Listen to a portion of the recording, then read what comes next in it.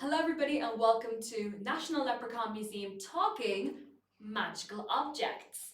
Yep, today we're talking about magical and golden artifacts, bits and bobs and stuff, because we are living in a material world.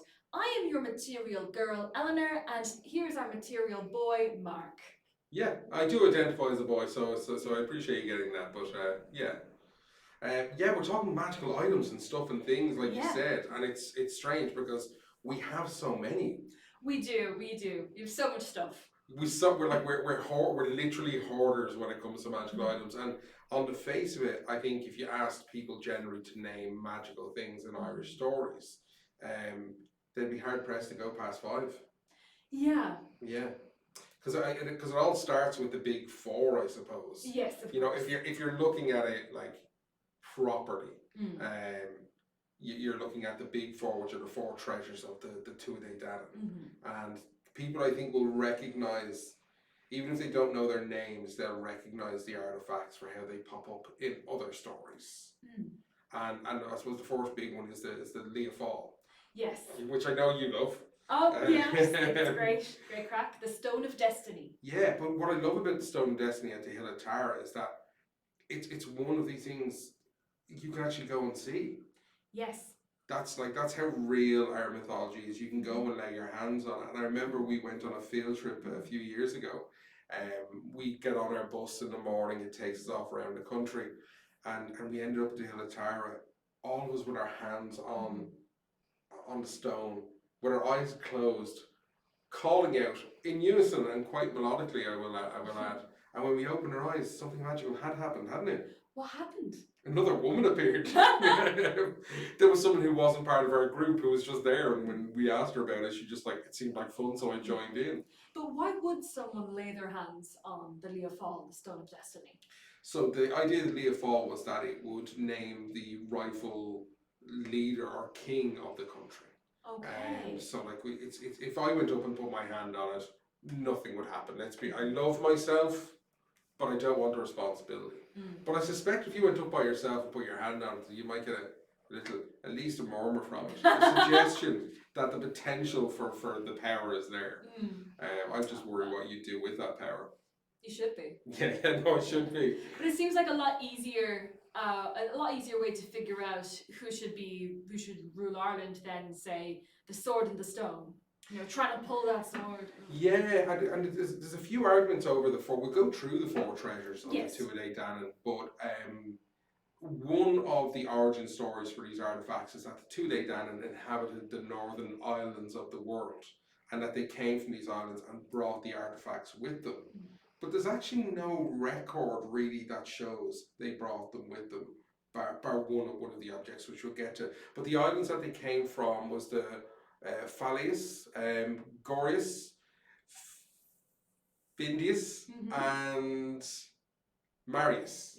They were the islands, and each one they actually say that they are the jewels, they are the treasures, and that the artifacts they brought represent those magical places.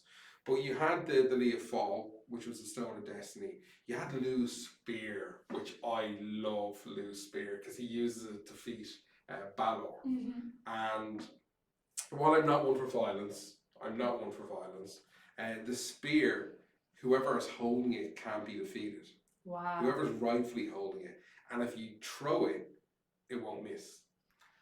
Wow. Can you imagine that in the Olympics at the moment, like for the javelin, it's just go off to the side and take out some villain. But it's an amazing spear. We see it being used very effectively, as I said, against Balor, who was Lou's grandfather. And of course, Lenny recently did a video. You should go check out the video over on Instagram where she talks more about Lou. But Lou's spear is an amazing artifact that came in. I suppose that you identify a leader with the Leah Fall, and then if they've got the spear, you know what I mean? I think the four treasures are everything that you need to kind of rule well. Because you also have the Sword of Light, and that is a big fiery sword, like Scott Pilgrim kind of imagery, and that's carried by Nuda. Okay. And he carries that as a leader of the Tuatha De Danann at one point. Is this Nuda of the long arm? Yeah, the long arm or the silver arm. Silver arm. silver. Well, there's loads of different like ways where, because he has his arm, he loses his arm. It's replaced with a silver arm, but he still can't lead because it's not real and he's imperfect. And then they just magically grow him a new arm. Oh yes. Which works out really, really well by the medicine, the god of medicine of the Tuatha De Danann, who then decides that I don't want to be healing these warriors all the time, so just builds a well. So Nuno would have just gone over and just dumped his shoulder in and brought out a whole new arm. Because a lot of the objects like that well, they're not magical. The magic is put onto them. But with the actual, it's like sword of light. It's a flaming bright sword, which is incredible imagery. And it gets confused with a lot of other swords, magical swords that we have in our mythology, which then crosses over into, you mentioned the sword and stone. Yes. You know what I mean? But then the lady in the lake with the sword as well, and Excalibur. But there's even people who debate that they're not the same sword. Yeah. There's so many different magical weapons. There's one more treasure of the Tuatha De Danann. It's my favorite. Yeah? It's my favorite of them. Like, don't get me wrong, the Stone of Destiny is amazing. Lou's spear is amazing. The sword, but so you're the leader. You can defend your people, but that's not enough. You need to be able to feed your people. So you have the cauldron, the Dagda's cauldron, as it then becomes known. But it's no one walks away from it unsatisfied. It's like in children's fairy stories we have the pot of plenty growing up. Yeah. And that pot of plenty seems to be a dilution of this idea, this original kind of mythical treasure. And it just never runs out of food. And I remember the Dagda being challenged to eat from it in one story, and it didn't matter like what people threw into it, he just kept eating and eating, and it became this almost grotesque kind of character, but he wouldn't quit. And in one version of the story we see where the cauldron gets broken. Oh no. And it kind of disappears for a while from a lot of our mythology. But still, a pot that never runs out of food, I'm there. Yeah. I'm there. It's like a slow cooker or something like that, like everything's constantly warm from it. But I think as well the artifacts, like Lugh carries a spear, Nuala carries the sword, and Dagda has the cauldron. And they seem to represent them as people as well, and their style of doing things, because you could say that no one ever walked away from the Dagda unsatisfied either. He was quite a proficient lover. So I think in that way they've been very well matched to their magical item. Like the people who have them are meant to have them. And whoever the Leofal screams, his leader, has to watch over it at Tara. Has to watch over to that's their place. They have to defend all of Ireland. Yeah. But it's incredible. Like I said, that's the one you can go up and you can actually touch. Yeah. And I think having that physical manifestation of these magical items just again makes it real and tangible, which is incredible. You know. You can look past the mythology and the magic and explain these items in different ways, but who doesn't love a bit of magic? No one. But they are the four kind of original treasures. It's not like we didn't have other magical artifacts, but in terms of mythology, a lot of it stems from that. So we'll dive into talking about magical weapons of Irish mythology. Yeah. Now, in Norse mythology, they had Mjolnir, Thor's hammer. King Arthur had Excalibur, the sword that was given to him by the Lady of the Lake. Yeah. That gave him supreme executive power over England and Britain. But what about the weapons in Irish mythology? They don't seem to be as famous, as you said, outside of the country, but that still doesn't mean they weren't used as inspiration. No, and I suppose there's some arguments of, like, he's given the sword by the Lady in the Lake. How did it end up in the lake? You know what I mean? That's not really an origin of it. And some people believe that it's the sword in Irish mythology is referred to as a Excalibur, which could cut through anything. It could literally cut through stone. You'd sit earlier on about like cutting the tops off mountains. And I imagine a stone like that, jabbing it into a sword like that, jabbing into a piece of stone. And then you got the sword in the stone situation there. Yeah. So that's one of the big swords which some people believe is Excalibur. Wow. It came from Ireland. Came from Ireland. But of course, Ireland and Wales were kind of joined together, kind of Yeah. and affiliated. So we even see Stonehenge. The stones with Stonehenge actually it's looking like they came from Wales. Wow. So because of the understanding at the time of the territories, you could say that Stonehenge is built with Irish stone as well. An Irish builder would tell you that anyway, Yeah. and that's why it's still standing. But Calbog is an amazing sword. I do have a favourite sword though. Oh. Like I love the idea of the flaming sword. Yeah. I think that's incredible.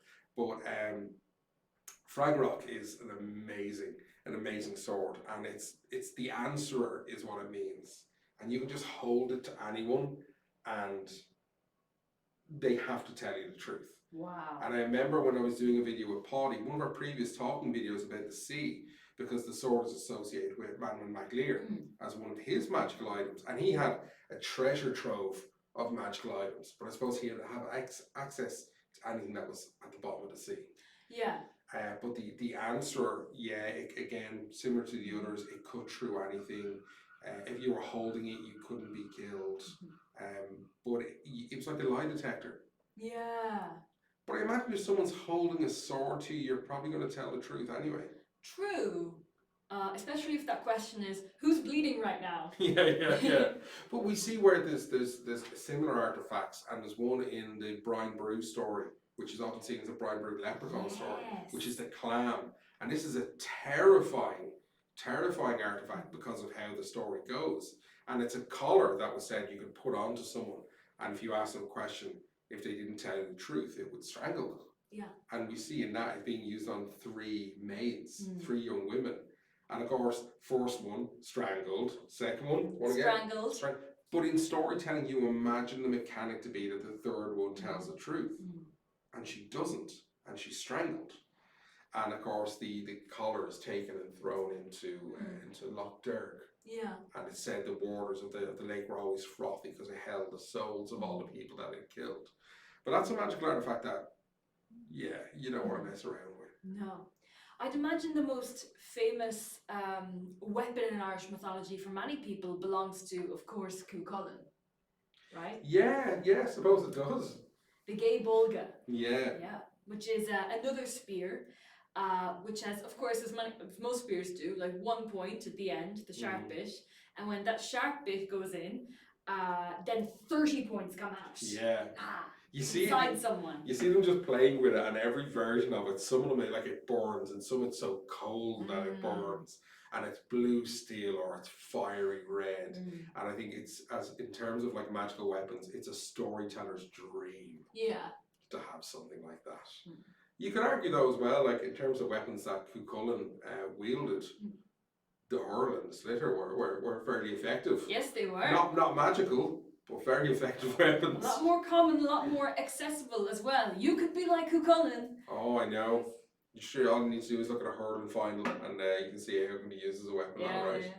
But yeah, I suppose I hadn't thought of Cuchulainn and using that weapon in that way, and it was gifted to him. Yes, it was by Scahach, wasn't it? Yeah, Scahach gave it to him.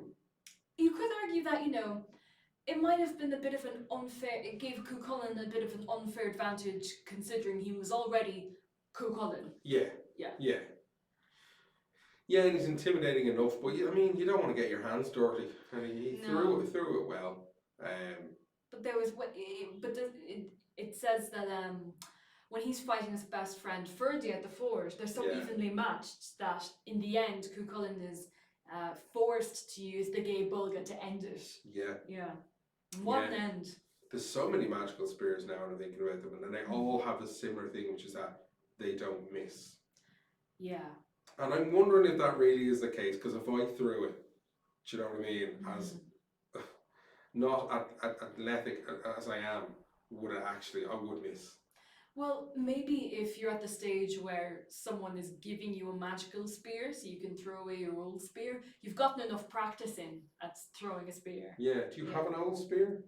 I have a crossbow. You actually do have a crossbow, and we're not going to get into talking about that again, because I have so many questions around that. But yeah, you have these amazing weapons, but it can't all be about weapons. Already I've loved the pot of plenty, Mm. which was carried by the Dagda. But the Dagda had quite an arsenal of amazing magical items. Quite a tool belt. Quite a tool belt, yeah. Yeah. Oh, any magical belts, I wonder? If you know of a magical belt, please let us know. Across any culture, Yeah. it would be amazing. Because the Dagda had Holding his... up the magical trousers. Holding up the magical trousers. But yeah, so he had, of course, the pot, which never ran out. Yeah. But he had his harp, which was amazing. Amazing for avoiding conflict or preparing for conflict. Yes. Because there's so many different variations on how the harp is used in storytelling. Depending on the author, it controls the winds, it controls the seasons, it controls the emotions of men. Yes. And it could also come to him when he called it, right? Yeah, if it was close enough. that's really handy. Yeah. I thought it was amazing back in the day when you had these things where if you lost your keys, you'd whistle, and your keys would whistle back. And I thought that was like magic. Yeah. But I come from a time where you had to get up and walk over to your television to change the channel. But yeah, the harp would fly to him. And I remember in one great story we see that it's been captured. And when they go to retrieve it, where three of them go to retrieve it, he puts his hand out and he calls for it. And it basically comes through people. Yeah. It doesn't matter what's in the way. It bludgeons and beats people as it comes towards it. Harps are big and heavy. They are big and heavy. But he uses the harp to rile up his men before battle. Yeah. You know, and when they return from battle, he can use another tune, as it were, to soothe, rest, and heal them as well. That's a handy harp. It is. But music can do that anyway. I don't know how magical we're talking here, but a good rebel song kind of gets you going. You know what I mean? Yeah, yeah. And then you have songs that can, music that can literally make you cry and make you fall asleep. So, is the magic even important in those situations?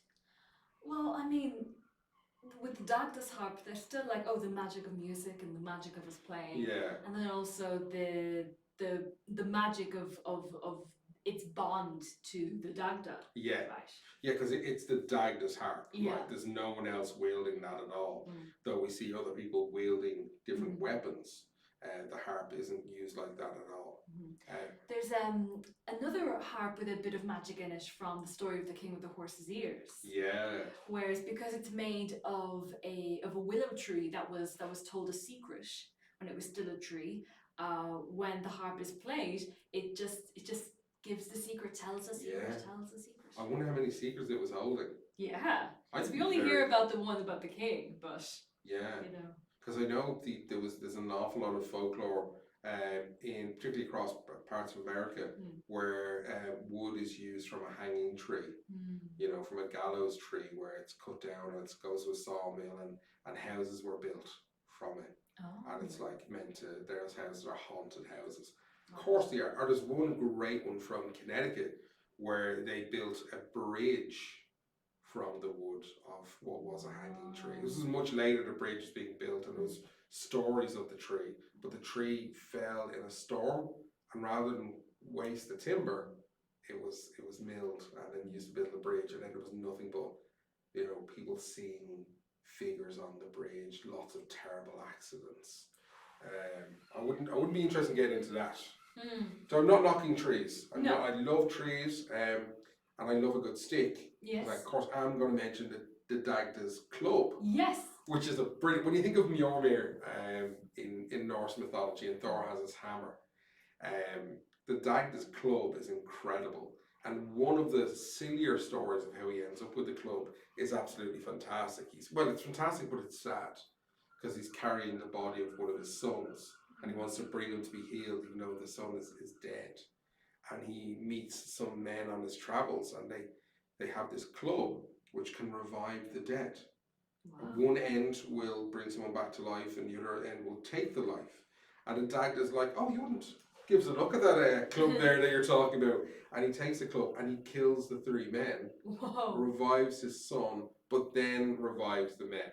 Oh, okay. And he goes to give them back the club, and they're like, no, thank you.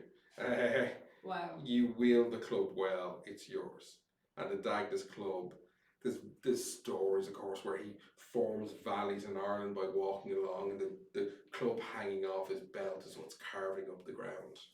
And then sometimes the club is used as a metaphor for one of Dagda's other appendages, which we won't go into on this video. But yes, the Dagda has amazing magical items. But it does bring you, when you mentioned the belt there, it just had me thinking about accessories. Yeah. And I suppose that's something that we really need to explore more. So having talked about like objects and these great big mythological kind of like weapons and the likes. Yeah. When we were talking earlier on, you kind of categorized some of them into like fashion and accessories, which I thought was fantastic. But what's the, like, is there a big one that kind of leads you into that? Well, I guess you can't get much bigger than a cloak. Cloak is and dramatic. Yeah. Big and dramatic. Very, like, if you're gonna storm off set, a cloak is yeah, and also a unisex item as well. It can be wielded by many. Can keep you warm. Can keep you warm, yeah. You know, according to Wild Mountain 5, we're still all wearing cloaks. Yeah, shawls, yeah. I would though, if I could get away with it, I'd be wearing cloaks. Yeah. I would definitely wear a cloak. What's wrong with wrapping a blanket around yourself? Oh, every night I cry myself to sleep wrapped in a blanket. Is there a magical duvet? Ooh. With healing powers and a magical tub of Haagen-Dazs and a magical spoon. But yeah, in terms of cloaks, I mean, when people think of magical cloaks, what's the first thing they think of? They think of the Cloak of Invisibility from Harry Potter. Yeah, but that's a thing from Irish mythology. Yes. Manon MacLear, who we mentioned earlier on, who had a plethora of magical items, had this Cloak of Invisibility. Because he was quite a sneaky one as well. He was. He liked to go around and play tricks and pretend to be other people. Yeah. So having a Cloak of Invisibility was really, really handy for him in that regard. But I'd like to think it's the inspiration for the Cloak of Invisibility. Oh, well, all those magical artifacts and items in the world of Harry Potter came from loads of different cultures and mythologies and traditions and folklores around the world, including Ireland. Yeah, well, I suppose they were gathering them up. And I think if anyone was going to have the cloak, I'd like to think that like Dumbledore would have access to a cloak like that. Yeah.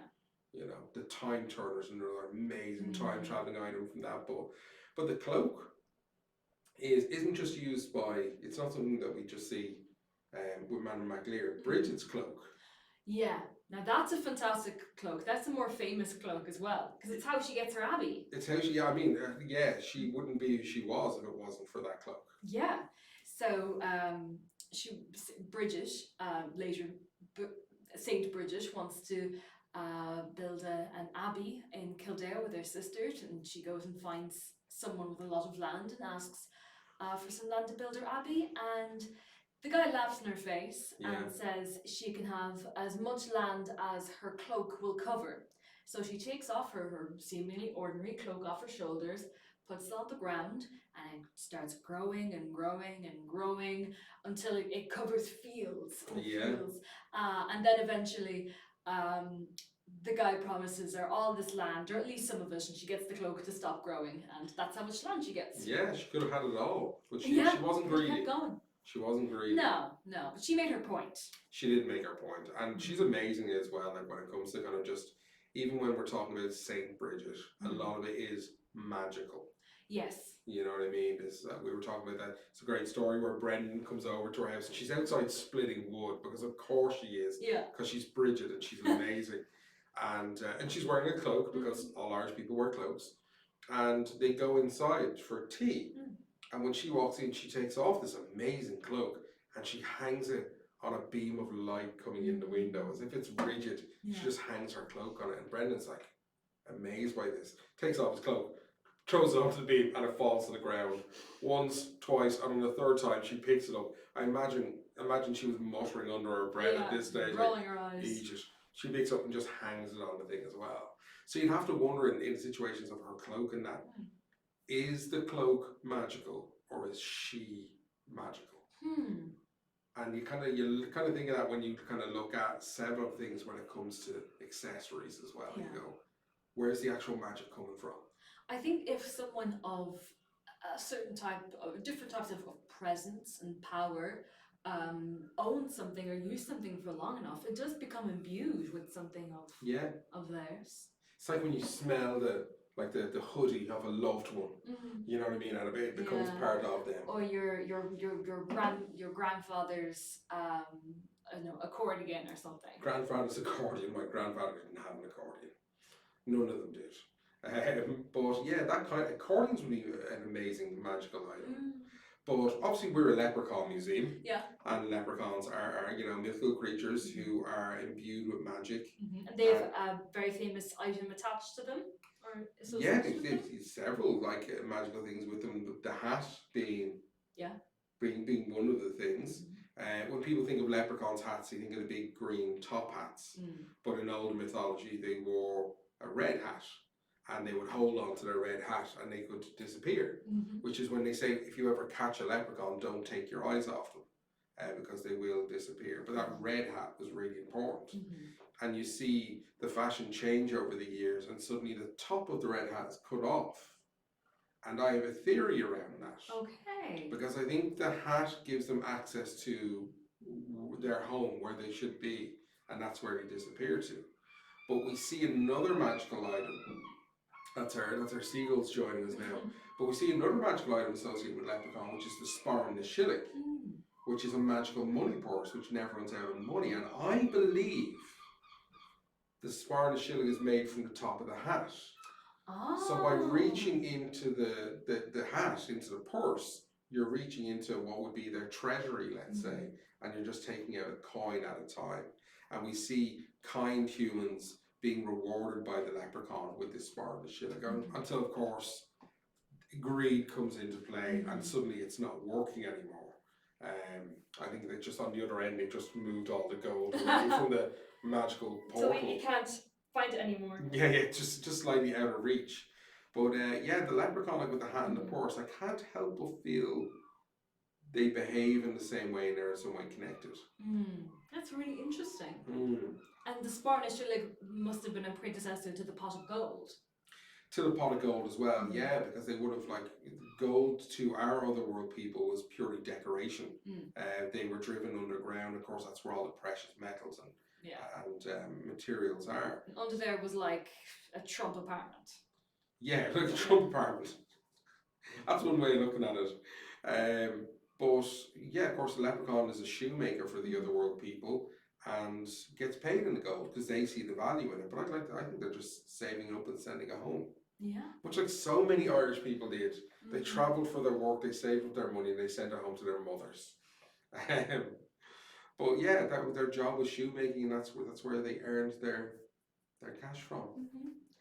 And shoes for the fairies were always in demand. Yeah, being quite a social people. Like we see the leprechauns having a job. We don't. We see the fairy folk, the otherworld people, the she and the gods having roles. Yeah. But the later idea of the she, they were all in celebration. They were more consulting, really, then. More consulting than anything else. We obviously just celebrated Lunasa, and dancing at Lunasa is it's undeniable connection. But the leprechauns were fine craftsmen and made amazing shoes, and we see magical shoes in our stories as well. Yes, we do. Most famously, we see it in the very first written leprechaun story, which is the death of King Fergus. We see a pair of magic shoes which allow the wearer to travel across or indeed underneath water, and they were made by leprechauns. More sinister than that, though, we do see a story where a young woman is gifted magical shoes by a fairy, and she can't stop dancing, and she dances until her feet are bloodied, and ultimately she dies. But that's less pleasant. Much less pleasant. Yeah, magical shoes are a common magical item in Irish folklore. Yeah, very common. You have some magical shoes. You have that gold pair, which I suspect are magical. I don't know what powers they give you, but I'm very wary of you when you're wearing them. Spring in my step. The spring in your step.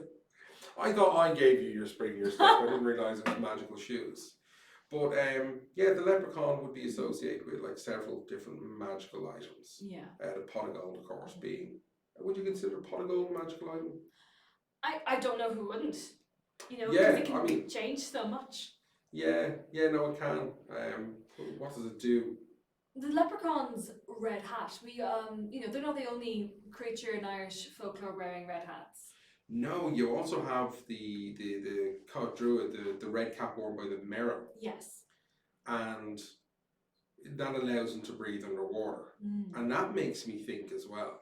Like if people like the Merrow, who the equivalent of mermaids, for want of a better description, if they need a magical accessory to breathe underwater, that tells me they don't belong there.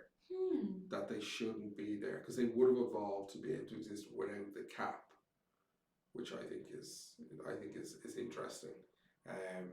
But we see it being used pleasantly, where they invite someone below the sea with them and they lend them a magic cap and they go on great adventures. Or we see in the likes of Lady Goris, where a human man steals the hat away from a Merrow, trapping her on the land. But yeah, the little red hat we see popping up all over the world. Yeah. We see in Brazil, we have Saci Pererê, who wears the hat. Little else. He is short on accessories. He's got a pipe, one leg, like a bit of cloth wrapped around his waist, which is probably added later just for decency's sake, and the pointy red hat. Then we have the Nissa and the Tomtenissa in Sweden and Norway. We'd know better, like a modern interpretation of it would be elves. And then of course we have gnomes. Yes. And red caps in England. Red caps in England. And even the Shrumpf, the Smurfs, which the red hat is only worn by Papa Smurf to denote him as leader. Yeah. So yeah, maybe it was the red dye and the red dyeing of material that was like it was a rarer dye and therefore used sparingly. Rowan berries give a great orangey red dye, and they're magical. Just like how we were saying that sometimes, occasionally, a magical item isn't inherently magical, but it's a gold, like a golden axe or a golden thimble, sword. But we can run through. Let's run through some of the great magical items that we have, because we could talk about these all day.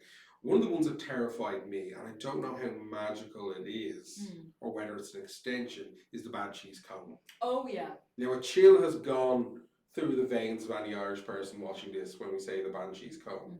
I genuinely believe I picked up a Banshee's comb years ago, and I honestly thought someone in my family was going to die. Oh my gosh. I was petrified. It was a red comb, and it still pops up in dreams that I have.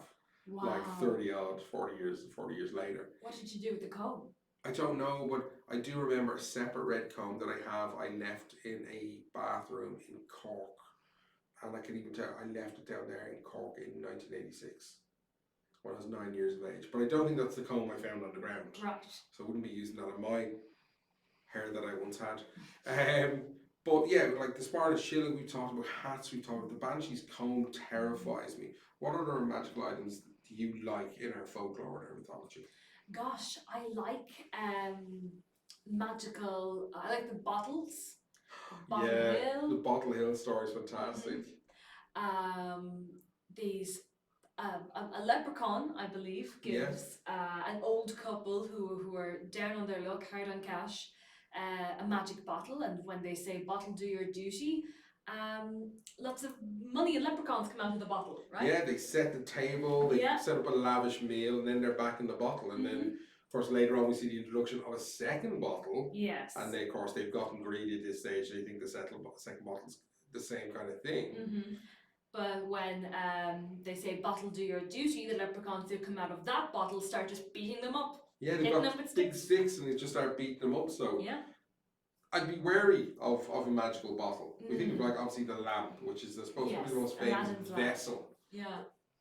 But the bottles in Bottle Hill are amazing. They are. Yeah. They're a lot of fun because then they get to do a switcheroo with the bottles. Yeah, they do. And there's so many kind of like magical items like that are just one-offs. Yeah. And they don't get replicated. The Piper and the Pooka is an amazing story where we see a young Piper who's not particularly skilled. No, he only knows one song, one tune. The Black Rogue. Yeah. And he meets with a Pooka one night. He's taken to the top of Croagh Patrick to entertain hags, Callioch.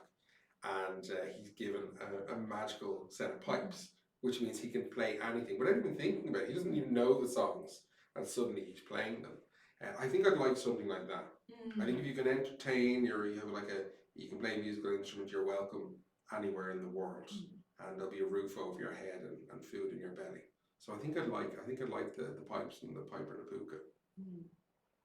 I think I might like, this is less, you know, something to, sorry, something you can carry in your pocket, but something like a well. Yeah, Mm. magical wells, gathering places like that are something special. Like Yeah. literally, the land beneath our feet is magical, and you're tapping into something with the wells. And one of my favourite stories, Smallhead and the King's Sons. Smallhead has to go and fetch, was it a magic sword in the Book of Light Yeah, from the from Hank's cottage, so she can marry off her sisters, and that's really fun. And she uses a hazel rod at the end of the story to turn a pig back into a prince, and it's just yeah. We see it with the hazel rod because certain woods have different magical properties, some for healing, some for protection. But we see the hazel rod being used quite a bit. Yeah. And we see it in the story of the birth of Usheen, where the druid taps her. We'll say taps her though, I imagine it was quite more violent than that, where he turns her into a deer. And he uses the transformer back and forth as well. But again, in that case, I think it's more of a focusing tool. I think if I picked up the same hazel rod and hit someone with it, at most they'd bruise. At most they'd bruise. I think it's more a focusing tool used by the druid. Well, that leads us on to another interesting thing where someone in the story uses an ordinary object which doesn't really have its own magic, but spins a tale out of it and makes other people believe it's magic. That is the Brewery of Eggshells? The Brewery of Eggshells, that's the bird in Hudden Dudden and Dun Laoghaire. Yeah. So they trick in the Brewery of Eggshells, they're mashing up the eggshells to make this kind of broth and having thrown away everything else in the egg, all the good bits. And the creature, the changeling, who once people believe it's actually the baby sees, and it's like, "Mammy, what are you doing?" And she's like, "Oh, and in all my 1,500 years, or whatever amount of years," he says, "I've never seen anything like that before." So he outs himself as being, a changeling. And then the story of Hudden and Dudden, which is a story which lacks magic. You know, it's certainly in a lot of the versions, it lacks magic. He has this bird, which he claims can talk and he can understand. And he swaps the bird for a fortune in silver. But there's nothing magical about the bird at all. No. It just has a particularly unusual clacking and cawing noise. Yeah. It's the trickery in there then. I suppose it's the difference between a magician and a sorcerer. You know, a magician is sleight of hand, it's misdirecting people. And we have an awful lot of tricksters in our stories. Yeah. But I consider Donal O'Leary to be one of the best. And Mrs. Sullivan, of course, to give her dues. I think that kind of brings us to the end of talking about magical items, but we could keep, it's endless. Yes, we keep finding stuff over and over. It's the Dagda's pot. Yes! It's the Dagda's pot, or it's the spar and the shilling. There's literally no end to it. But of course it would run out if we got greedy. True, yes. And we hope that, just as if you were coming away from the Dagda's pot, you are satisfied. Thank you so much for watching. And thanks for having me on. Oh, of course, Mark. Thank you so much for telling us all about your favourite magical items. I love them all. Especially the pot, because now I'm going to go and get some food. Fantastic. Bye, guys. Goodbye.